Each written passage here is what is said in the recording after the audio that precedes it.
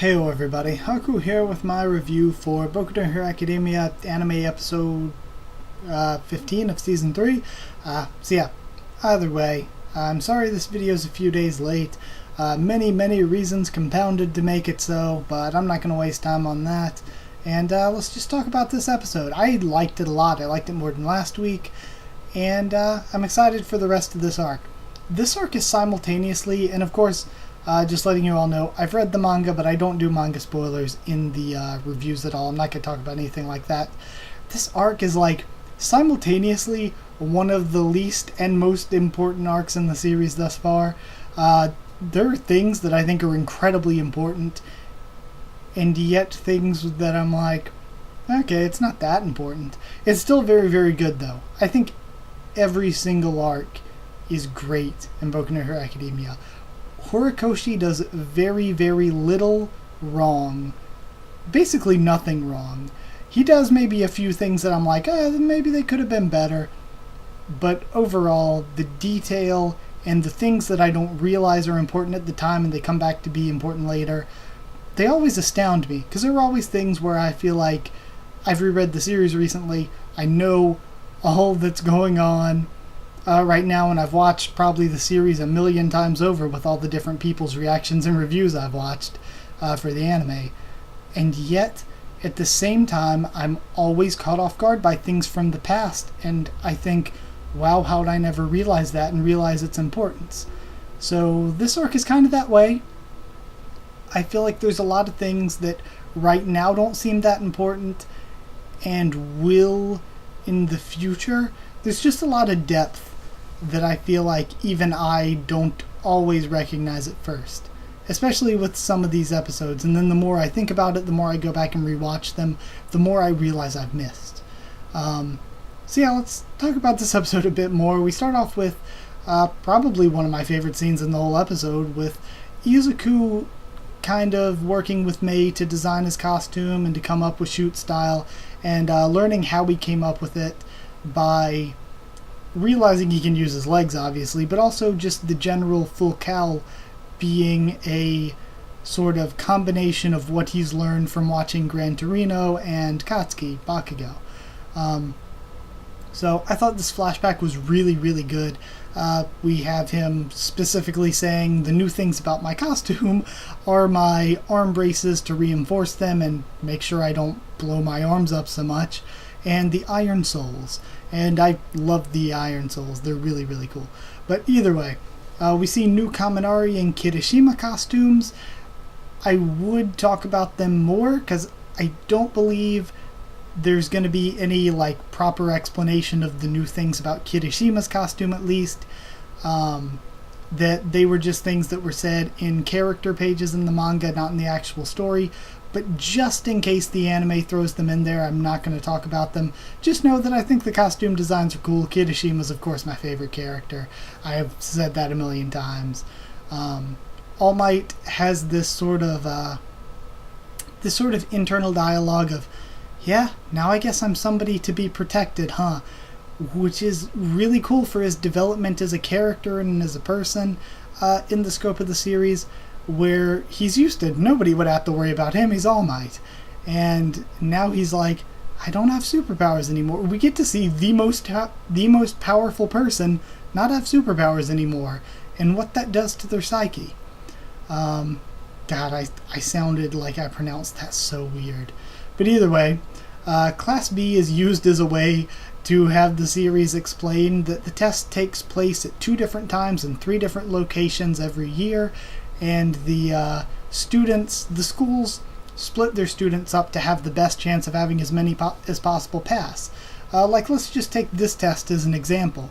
We learned that round 1, only 100 are getting through, so if UA would have put all their students that are taking the test in that one location, there's not as good a chance of all of them getting through as if they put some at each of the different locations in each of the different times, so that more can get through per test. They get more of a chance that way. Then from there, Oh yeah, Aizawa explains that not as many first years are going to be taking this test. Schools aren't going to be putting a lot of first years out there to get their licenses yet, even the provisional licenses. So it's going to be a lot of second and third years. It's going to be people with more experience than Class A. But kind of what I'm thinking is Class A probably has more experience through the things they've been through than most of these other students. We don't know what they've been through, but we can assume Class 1A is very special among hero students. But either way, that doesn't mean there's not going to be some drama and some really cool characters. So from there on, we have the girl conversation, which I really liked. I love the Ochako development this arc. And give it time, it's actually good. I'm the type of person that when I see cheesy romance stuff thrown in, I'm always like, oh god, please no. I have seen this turn out bad so many times. But I can say rest assured, you're likely not going to hate this. I can't speak for everybody, but just trust me, it's great. It's really great development. You're not gonna hate it, I hope. Like you would hate something that Naruto would do. And I think that we've already seen through this series so far that things that Naruto would do with female characters aren't the same things that Boku no Hero Academia would do. So I think we already can see, don't worry about that so much. Trying to ease your worry a little bit. Also, I love that they remembered to animate Uraraka's paw pads at least a little bit. It's so cute. Because that's a cool character detail that I didn't know until just recently. Like I've said, I've been a fan of... You can actually see I read the entire manga for the channel and have just watched the anime since then, and I've done reviews for all of Season 2 and 3 thus far as it's come out. So I've been a fan for a bit of a while, and yet I've just recently noticed or learned that Uraraka has paw pads on her hands that like are the activation for her quirk, which is so cute. It's adorable. So I like that they actually threw in the paw pads on her hands. You can see when she sticks them up. So yeah, so cute. I bring it up because, like, again, it just surprises me that I've been a fan for long enough and then just recently learned this. So we get the day of the test. We have an introduction for Shiketsu, who is the next best school besides UA, who is kind of the rival school for UA. And we get characters introduced, like, we don't get all their names yet, but there's, like, Inasa. I always call him Yoarash. I guess, is Yoarash, is that his surname or his given name? Yoarash Inasa. I think that's his surname and Inasa's the first name. I always call him Yoarash, though. But Shishikura called him Inasa here. We see Kami and the hairy guy whose name I don't know. But we see those four as kind of the main Shiketsu ones. And we see the Ketsubutsu ones a little later on, but we'll get there when we get there. But Inasa loves UA, but declined his acceptance there. So again, mystery for us all. And he took the test for people who got recommendations to go into UA, and he placed top of the test, but he declined his acceptance. And that means that he's even stronger than Shoto, or at least his skills are above Shoto's at that time. Because we know that through the recommendeds, 2 people got in for Class A and 2 for Class B. We know one of the ones for Class B was Honanuki, and we know for Class A they've already said that it's Todoroki and Momo. So that means that he got better scores than Momo, who's number 1 in the class when it comes to their actual grades. And Todoroki, who's typically considered up there with Bakugo. A lot of people consider Todoroki the strongest. A lot of them consider Bakugo the strongest. Some, I think, would even argue Izuku is the strongest. I'd say Bakugo out of the 3 is probably the strongest. Doesn't mean the best hero, but the strongest. Yeah, Yoarash has better hero skills than Momo and Shoto. At least by the test metrics. Then we have Joke. Miss Joke is so charismatic. I loved her character here. I loved it a lot. She was a really charismatic character. And I think her and Aizawa are perfect together. I actually do really ship them. It's just so adorable, and I love that she makes people around her laugh, and it's so creative, and she's kind of somewhat based off of the comedian from Watchmen and also based off of Joker from DC Comics because of the green hair and that her power, it's not really the Joker's power, he uses technology for it, but her power is to make people laugh, and then she beats them up while they're laughing and distracted by that. So it's a really cool power, and it's a really cool character. I love Joke a lot, and I think that her and Aizawa are perfect. I love that he doesn't laugh because he can use his power to nullify her quirk. So I just think that they're adorable together. Then from there, she brings up their past together is that their hero offices were near one another, so they would help each other out all the time. And she is the teacher for Ketsubutsu second year class 2, so I guess that would be class 2-2. They don't go by AB, I guess. And we see the two other characters that I don't know their names, and Shindo and Tatami. Tatami is a top wife. I freaking love Tatami. She was so cute here. Then we have Mera hype. I was so happy to see Mera. I kind of skimmed over the Shindo and Bakugo interaction. Either way, I like how Shindo looks so much like Deku, Rizuku, and I like the interaction between him and Bakugo there. And I like that you can say him looking like Deku or Izuku might make Bakugo even more antagonistic toward him. But we get to see Mera, and I don't know why seeing Mera made me so hyped, but I found him hilarious here. Poor overworked man. So he says that for round 1 of the test, only 100 out of the 1,540 people are going to make it through, and there's a lot of good reasoning for this. He says that Stain has affected the view of heroes and their overpopulation by his ideal spreading that heroes shouldn't take compensation or that they should epitomize self-sacrifice, and he thinks that that's a little bit harsh to demand things like that of people who are trying to help and do good, to be that picky and demanding of them.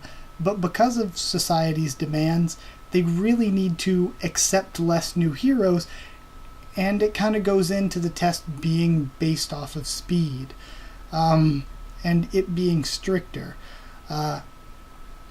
Because because I am so late on this review, I was actually able to watch the Semblance of Sanity video before recording this. I love their channel and their discussions.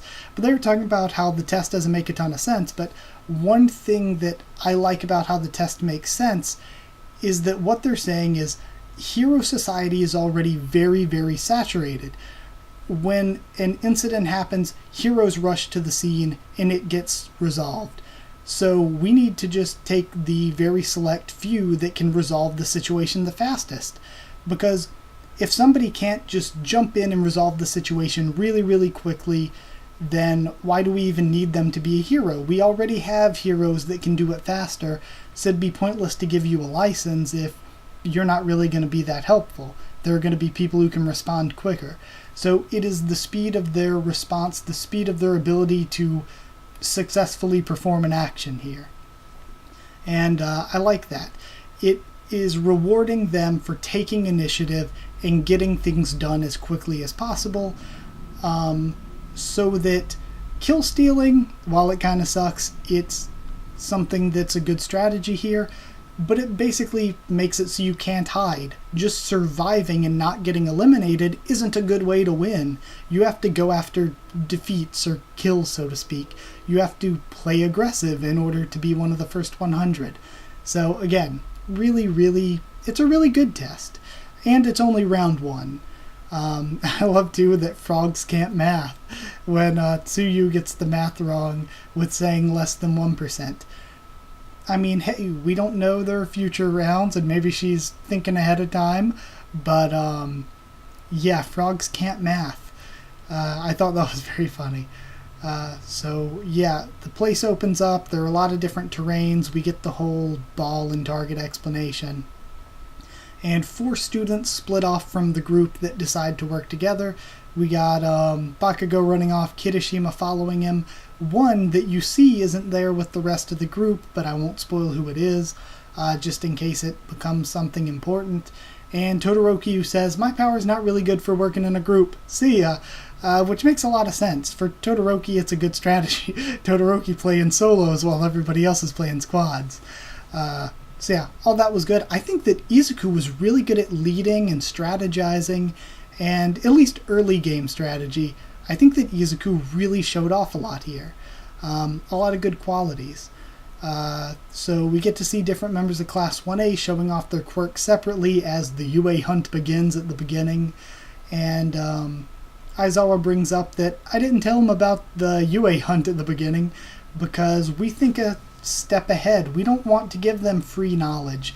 We want them to figure out on their own that, hey, they're going to know our quirks. Hey, they're going to work together. They're probably going to target us because they know our quirks. And in the real world, villains would probably already know their quirks from seeing them on TV at some point or another. So, at least if their reputation precedes them. So I actually really like that he's saying this is a test within a test, basically. We need them to be able to figure this out on their own, or else why would we be wanting them to have provisional licenses to begin with?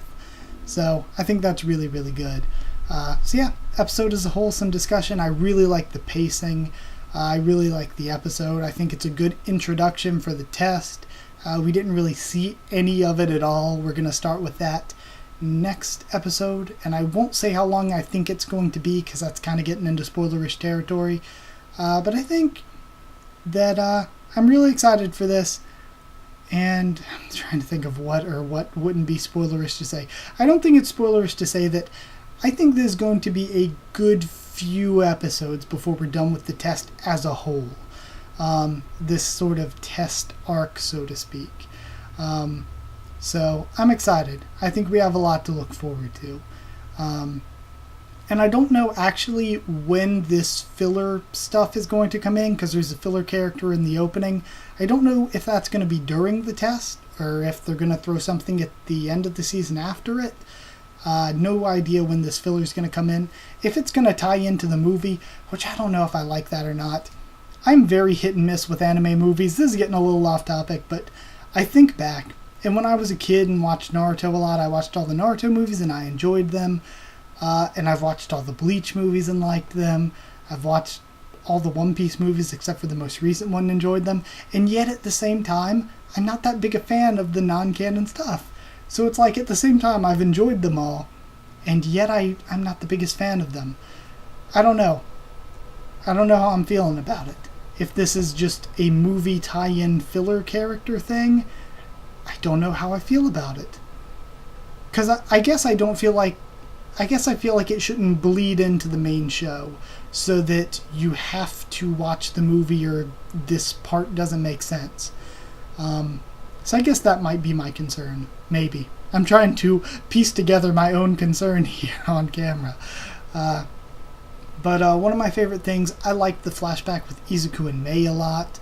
And I love the introduction of new characters. I feel like the most time we got devoted to them was with Miss Joke and Inasa, and we kind of got a little bit into Shindo and Mera, even though Mera's character, he's just the proctor or whatever. But either way, I thought all the introductions there were good, and as a score, I'd give it 8.5 new characters out of 10. I really loved it. I liked it a bit better than last week's episode, and I'm excited for the next, rest of the season, really. Unless we get a filler episode. If we get a full filler episode, I'm not sure how excited I'll be about that. But there is a good track record, because that Suyu episode last season was actually really pretty good. And it was like technically filler, but it was definitely canon, which is a good thing. If this is filler, I want it to be another thing that is definitely canon, that Horikoshi is able to confirm, oh yes, this is canon. Even if it wasn't shown on panel in the manga. And also, if it is filler, I want it to be kind of like not all filler. Like that Suyu episode wasn't really all filler. I just want it to be something that ties in as well as that did. But if they stick with that track record and they do as well this season as they did last season, then my concerns aren't really a big deal. But yeah, did I forget anything? No, not really. 8.5 out of 10 I already said.